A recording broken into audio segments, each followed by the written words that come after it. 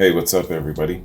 So, man, I'm gonna call this, I guess, Led Zeppelin Day, mainly because previous to this, I did a reaction shortly before for Susan Palmer, and it was focusing on the guitars of Jimmy Page, also his amps and effects. And so I'm gonna continue with along those lines. And Randy sent me something.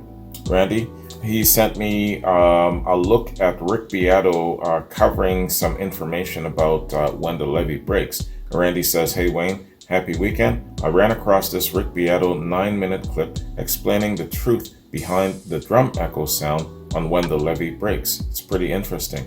All right, man. So, of course, I gotta check it out. Coming from Randy and also Rick Beato, two of my favorite people on the web. Without further ado, man, the truth behind the echo effects of when the levee breaks, Rick Beato. Let's get it. So I don't normally do this, but I'm actually going to read some comments from one of my latest videos. It's the What Makes a Song Great by Led Zeppelin.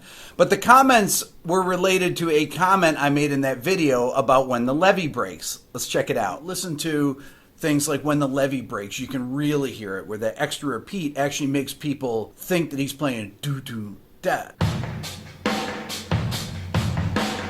Reading these comments reminded me of the pre-YouTube days when you'd see things in these message forums where people would be repeating information that you knew wasn't right because, let's say, I knew the person that worked on the record, maybe the producer, the engineer, and I know that that's not what they're doing because I've talked to them about it. So let me read you some of the comments from the comments section. James the Dr. Duncan says, Jimmy Page has said in more than one interview that the drums on When the Levee Breaks were recorded in a stairwell inside Headley Grange. The echo effect is from close and distant miking in that stairwell, not from an electronic echo or delay unit. You sure about that, James?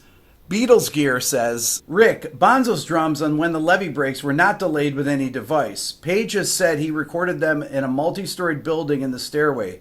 The reverb/delay was all natural from the largeness of the staircase, so no echo. Chris 5291 says 420. No, that's actually incorrect. The echo from When the Levee Breaks is actually natural since they recorded it in an old English manor called Headley Grange. They set up the drums in the stairway hall, which had a great echo. They also set up microphones right over the drums on every floor upwards the stairways so the natural echo could be channeled. This is why When the Levee Breaks has this great echo, which is all natural. This is from Marcaroni. Minor correction here at 417. The echo effect on that song was actually achieved inside a hallway that Bonham played in.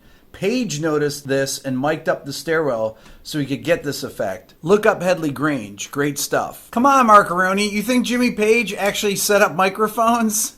This is their fourth record.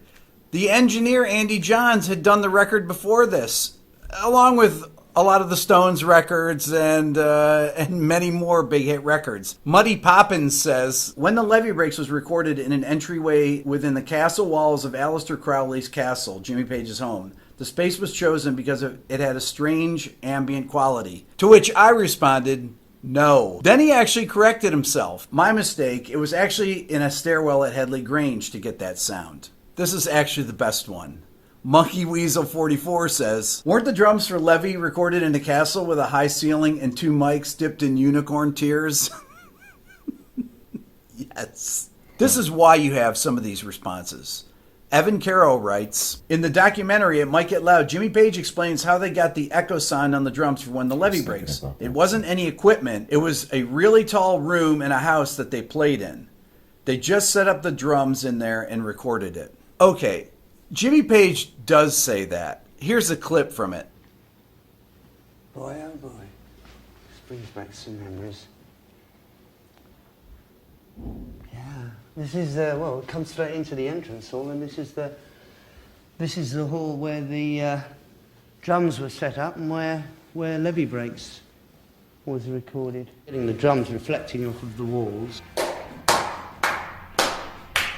Yeah, you can hear the reflective surfaces. The mics were put up here. So in this clip, Jimmy Page says nothing about him setting up the microphones. He says where they were set up.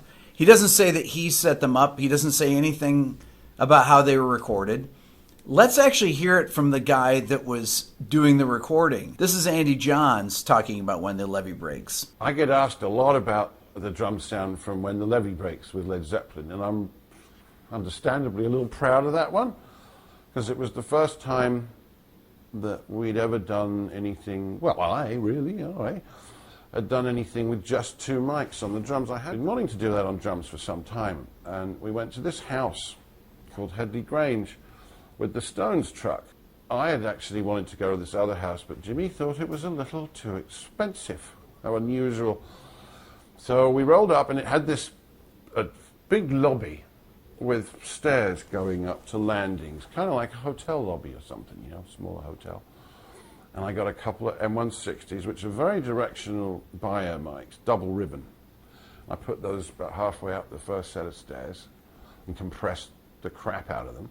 We also had a thing called a Binson Echoret, which is tough to find now, but it's a delay device. You can make a sound fairly easily with anything, and put that in. And it was the first time I'd really heard Bonzo's drums sound like they did when you stood next to them. And it was the first time he didn't complain either. Because when I got that sound, that was my first reaction. Jesus, he's actually going to be happy at last. Here's another interview conducted in 2006 with Chris Welsh for Rhythm Magazine. One night, Zeppelin were all going down to the Boozer, and I said, "You guys bugger off, but Bonzo, you stay behind because I've got an idea." So he took his kit out of the room where the other guys had been recording and stuck it in this lobby area.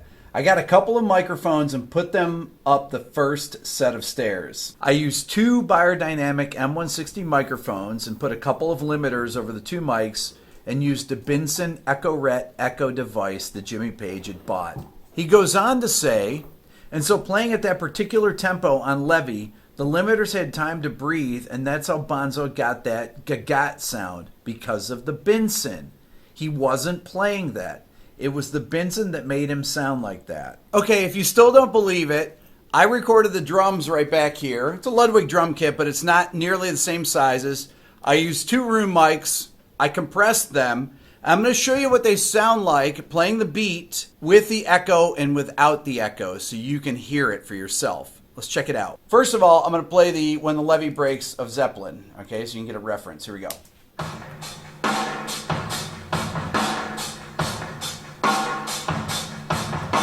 Okay, this is me playing with no echo. Check it out.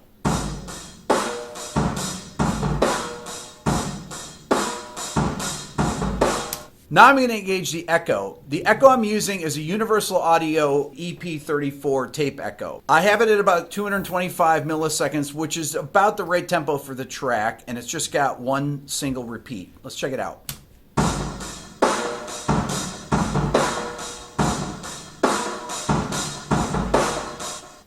You can hear it at the very end when it hits that last, the carryover there. You can hear it stop. You hear that repeat going, so that's what it sounds like. Listen again.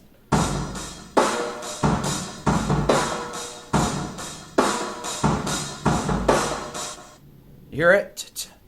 Clearly, I'm no John Bonham, but that should give you a fair idea as to how the echo works to create that sound. Now, there were probably about 20 comments in there, and I just picked the first, 6 or 7 of them that came up. But there were many, many more, and I didn't do it to pick on anyone here. I did it to say that before you go and repeat things that you hear, the information is actually already out there if you want to know how these sounds were created. When I heard this back 30 years ago, 40 years ago, it sounded like there was an echo on the drums. I immediately recognized that. I called all of my drummer friends today. I asked them. They said, "Oh, you mean the echo on the drums?" Now, Jimmy Page doesn't even say it in the movie. He doesn't say that he recorded it. He doesn't say anything really about it. He just says where the mics were. So I know that there's interviews out there and that people say this stuff on some of these online forums. And they just repeat I think we all ridiculous information like that. But that's one of the reasons that I started this channel, is to try to answer some of these questions like that. And I think that this is a really interesting one, When the Levee Breaks, because It is so, it's probably the most known drum sound in rock history. That's all for now. Please subscribe here to my Everything Music YouTube channel. If you're interested in the Beato book, go to my website at www.rickbeato.com. And if you want to support this channel, you can become a member of the Beato Club. The information is also on my website. Thanks for watching. Well done, Rick. Yeah,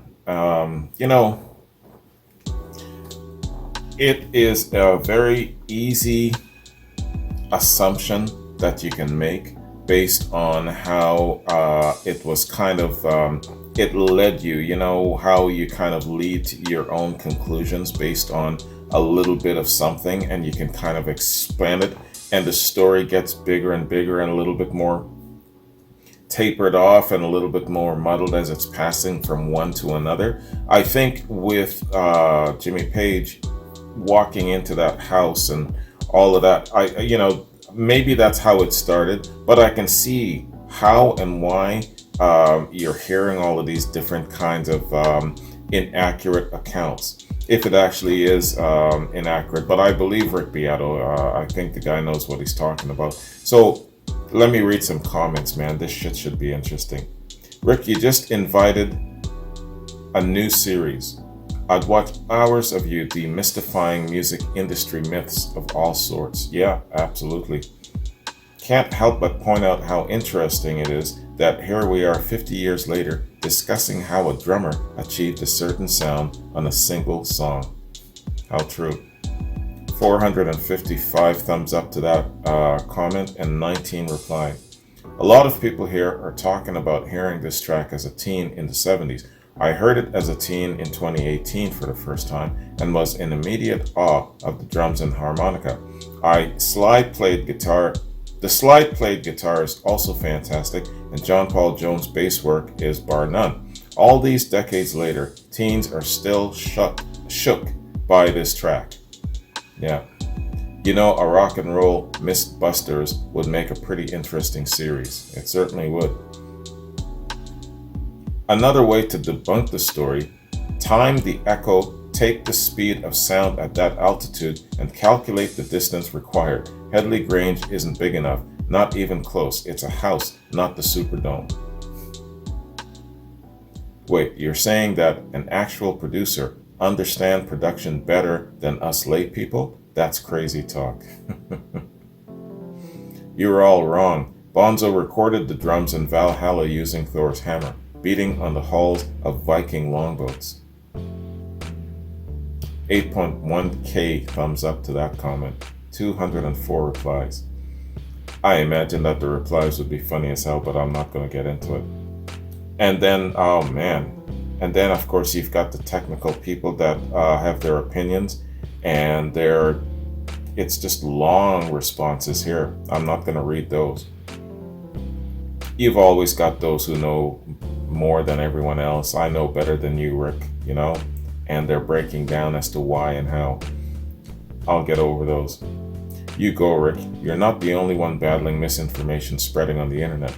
Debunk like it's 2020 or later.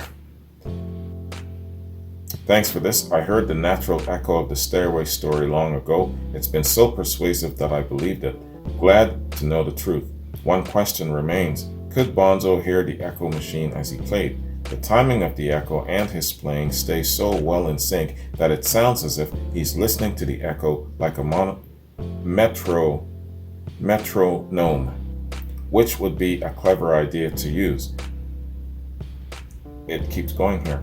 If he wasn't doing that, then it's just an even more impressive demonstration of how incredible his timekeeping was. Okay.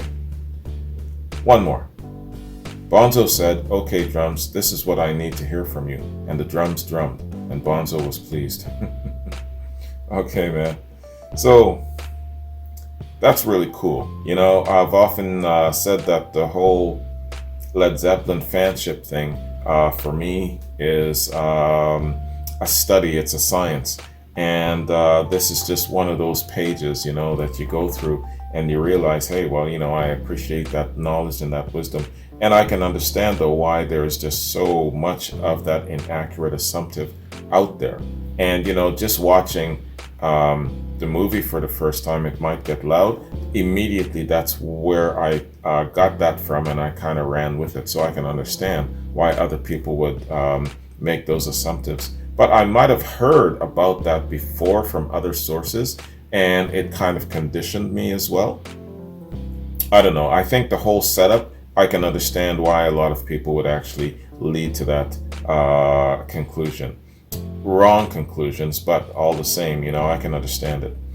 All right, y'all. So that's our very short look. This is probably the shortest Led Zeppelin type reaction that there will be. But yeah, man, I wanted to see what Randy had for us, and it's always interesting what Rick Beato has to say. He's a very, very well-informed gentleman, and really, really good in his delivery and how he breaks things down. And I like how he compares things. He's a musician as well, and getting it from that point of view is always really interesting for people like us who are not. Anyways, I'm gonna bounce. Yeah, so I got some other stuff coming up in the next little while, and the next time you see a Led Zeppelin stuff from me, it'll probably be some Robert Plant stuff. Evelyn sent me some Robert Plant stuff, and I'm pretty sure that's what's up next. So anyway, you guys have a good one. Hope you enjoyed this, man. It was really very, very interesting, and I always like to demystify all of those things out there. And the idea of demystifying this and that in rock and roll, that's a damn good idea for a channel. Wouldn't be for me because I'm still pretty much a novice, but for someone like Rick Beato, that would be the shit. I would subscribe to that channel. Anyways, you guys have a good one. Take care. Peace.